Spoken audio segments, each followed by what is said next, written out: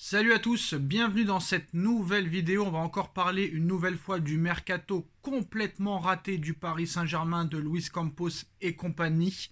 Grosse inquiétude pour cette deuxième partie de saison.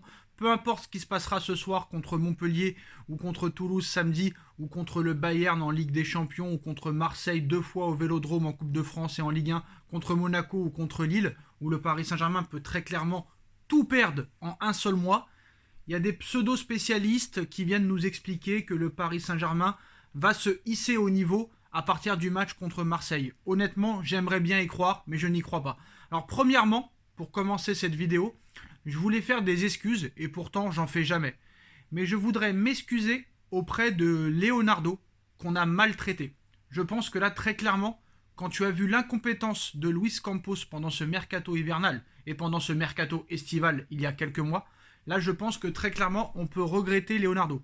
Certes, Leonardo a fait des erreurs au Paris Saint-Germain, mais Leonardo a toujours été un Parisien de cœur. Leonardo a toujours fait son travail. Leonardo, à chaque fois qu'il manquait un défenseur, un milieu, un attaquant, et bien très clairement, il venait boucher les trous.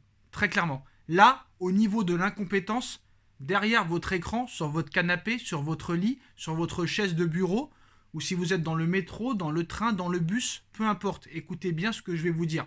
Luis Campos est d'une incompétence au sommet. C'est-à-dire qu'il n'y a pas de mots pour expliquer une telle incompétence, une telle nullité. Parce que quoi qu'il en soit, comment ça se passe dans un club? Quand tu as besoin de défenseurs centraux, d'ailiers droits, de milieux de terrain, de gardiens, peu importe tes priorités au début du mercato, tu dois très clairement boucher les trous. Donc Skriniar n'est pas venu, tu aurais dû aller sur quelqu'un d'autre. Un attaquant n'est pas venu, Ziyech n'est pas venu, tu aurais dû aller sur quelqu'un d'autre. Attendre le 29 janvier pour commencer ton mercato est une honte totale. Tu savais les problèmes que tu avais depuis le mois de novembre, on va dire. C'est les premiers qui se sont plaints de ne pas avoir fait Skriniar au mois de septembre. Lui et Galtier. Ce sont les premiers qui ont ragé parce qu'ils n'avaient pas de vrai attaquant, de vrai numéro 9, de vrai pivot. Là, on est en train d'accuser la LFP pour la non-venue de Ziyech. D'accord, peut-être que la LFP a ses fautes. Chelsea aussi a ses fautes.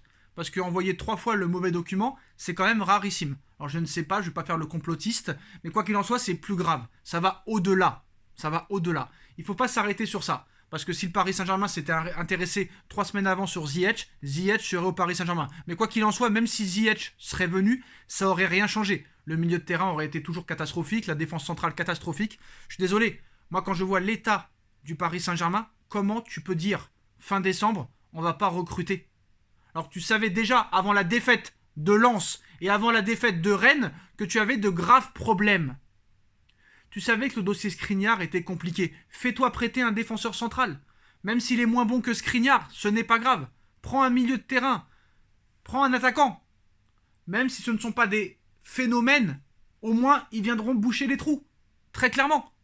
Quand tu vois toutes les blessures que tu as, Kipembe qui est à l'infirmerie depuis plus de 2 mois. Quand tu vois que Marquinhos et Ramos ne ressemblent plus à rien. Quand tu vois que Nuno Mendes enchaîne les blessures. Quand tu vois que Marco Verratti enchaîne les blessures et les suspensions. Quand tu vois que tu n'as pas un banc de touche au niveau. Vous vous rendez compte que Campos non seulement a recruté 0 joueur, Campos, Galtier, Nasser et compagnie sont en train de saboter. Ils ont choisi de saboter la deuxième partie de saison du Paris Saint-Germain. Il faut être très clair là-dessus. Ce sont des ennemis du Paris Saint-Germain. Alors, 1000 excuses à Leonardo, qui était un Parisien de cœur, joueur du Paris Saint-Germain, directeur sportif entre 2011 et 2013. C'est lui qui a commencé l'ère Qatari, le projet Qatari. Et là, très clairement, il est parti. Leonardo était le premier à dire « ça serait dur sans moi ». Bah, il a raison. Il avait complètement raison. Et moi, je m'excuse auprès de Leonardo. Et on aurait dû garder Leonardo. Parce que si c'est pour prendre encore pire que pire, là, on a pris le pire du pire. On a pris un mec qui est déjà en poste au Celta Vigo. Le mec, il est venu prendre son chèque, Campos, et rien de plus. Campos est un incapable. Et je pense que ce soit les transferts à Monaco ou les transferts à Lille, je me demande si c'est vraiment lui qui en a été l'auteur. Les Osimhen, les Mendy, les Mbappé, etc., etc. et compagnie. Parce que là, très clairement, c'est très grave ce qui vient de se passer. C'est très grave. La compétence, c'est grave. Donc voilà. Maintenant, qu'est-ce qui va se passer? Je pense que là, dans ce club-là, à l'heure où on parle, là, je pense qu'il y a des gens qui sont peut-être en train d'ouvrir les yeux. Mais il y a encore des gens qui ferment les yeux. Qui sont les premiers fautifs? D'accord. C'est les Qataris, c'est QSI, c'est les propriétaires, c'est eux qui font les choix, c'est eux qui choisissent les directeurs sportifs, c'est eux qui choisissent les entraîneurs, les staffs et compagnie. Là, tu n'as pas de directeur sportif, très clairement. Campos n'est pas un directeur sportif. Tu n'as pas de directeur général. Jean-Claude Blanc, qui était le seul compétent dans cette maison, est parti. Tu n'as pas d'entraîneur, tu n'as pas de supporters, parce qu'il va falloir parler à un moment donné des supporters. Je pense que si très clairement au Paris Saint-Germain, il y avait de vrais supporters, comme à l'époque de Boulogne et Auteuil, de 70 à 2010, si ces mecs-là n'avaient pas été jetés, parce que 100% des vrais supporters ont été jetés, voilà. Maintenant, on a mis des nouveaux supporters qui ne savent même pas les chants du Paris Saint-Germain. Le collectif Ultra Paris, c'est pas les vrais supporters historiques du Paris Saint-Germain. Moi, je suis désolé. J'ai été abonné au Parc des Princes la saison 2001, 2002, 2002, 2003. Tellement qu'on était nuls à l'époque, on jouait le ventre mou. Je venais au parc juste pour voir les supporters, tellement que c'était magnifique à voir. Et quand je vois les chants de maintenant et les chants de l'époque, c'est pas exactement les mêmes. Alors il y en a qui sont les mêmes, mais il y en a qui sont pas les mêmes. Il y a beaucoup de chants qui ont changé. Et à l'époque, quand ça se passait mal au Paris Saint-Germain, t'avais des milliers et des milliers de supporters qui venaient voir les joueurs, qui venaient voir les dirigeants, qui taguaient des Le Guen, des Guy Lacombe, des Missions. Alors je ne dis pas qu'il faut brûler la voiture des joueurs, je ne dis pas qu'il faut taguer les murs, loin de là. Mais un minimum, je suis désolé. Et moi, je pourrais le faire, mais je peux pas être tout seul. Je peux pas être tout seul.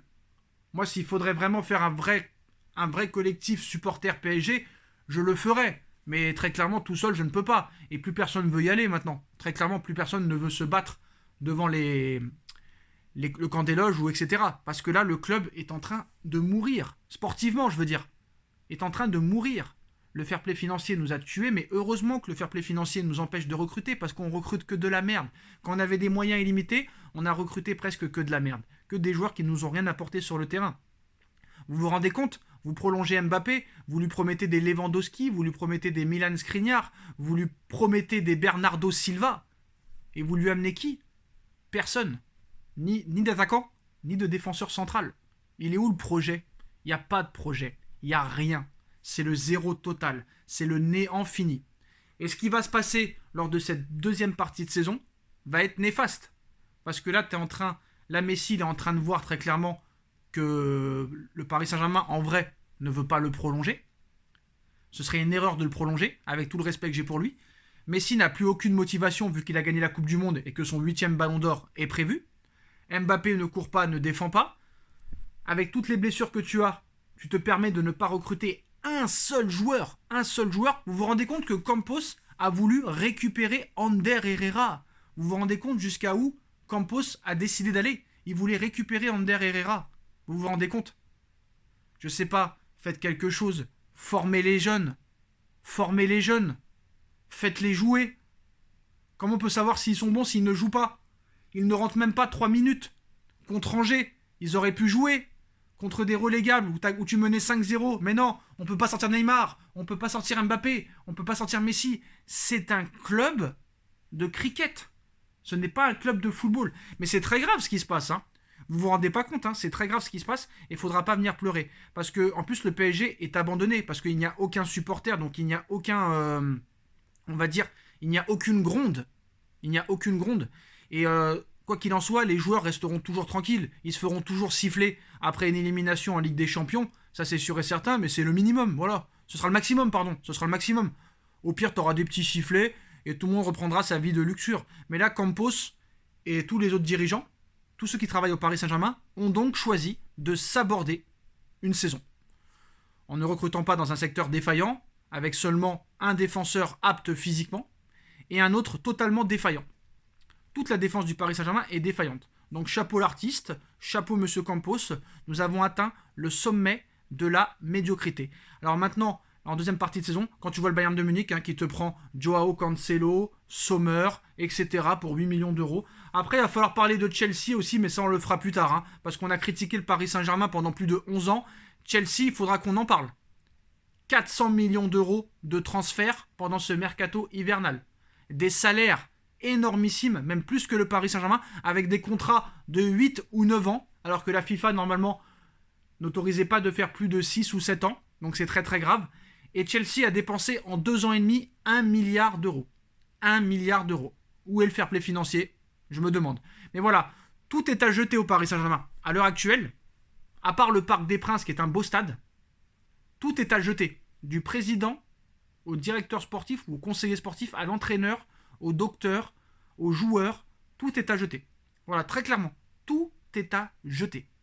Et ce qui va se passer contre Marseille le 8, contre Monaco le 11, contre le Bayern le 14, va être très grave. Et surtout le match retour au Bayern va être très grave. Moi je vous le dis. Parce que non seulement je pense que le PSG perdra ses matchs, peut-être qu'ils feront quelque chose à l'aller au parc, et j'en suis même pas sûr, mais je pense que ça va être très grave et je pense qu'on va avoir quelques déculottés. Quelques déculottés, et comme je l'ai dit, j'ai peur lors de Bayern PSG, je dis pas PSG Bayern, hein, Bayern PSG le 8 mars, on se prenne un 8-2 ou un 7-3 ou un 7-1 comme Allemagne-Brésil ou comme Barcelone-Bayern. Voilà, j'ai très peur. En tout cas, c'est le néant total. Bravo à Monsieur Campos d'avoir voulu saboter la deuxième partie de saison. Aucun renfort alors que tu es défaillant, même quand tu as tous tes titulaires. La blessure de Mendes, la blessure de Kipembe. Alors là, c'est du grand art. La suspension de Verratti, les blessures fréquentes de Nuno Mendes et compagnie, Bernat qui n'est pas au niveau, Hakimi qui ne joue pas à son poste, le milieu complètement inexistant. Bravo Monsieur Campos, 0 recrue, c'est du grand art, c'est le sommet de l'art. Voilà les postos, inquiétude pour le Paris Saint-Germain. On se retrouvera dans quelques heures pour débriefer le match Montpellier-Paris Saint-Germain et on se retrouve très vite pour une nouvelle vidéo. Tchuss.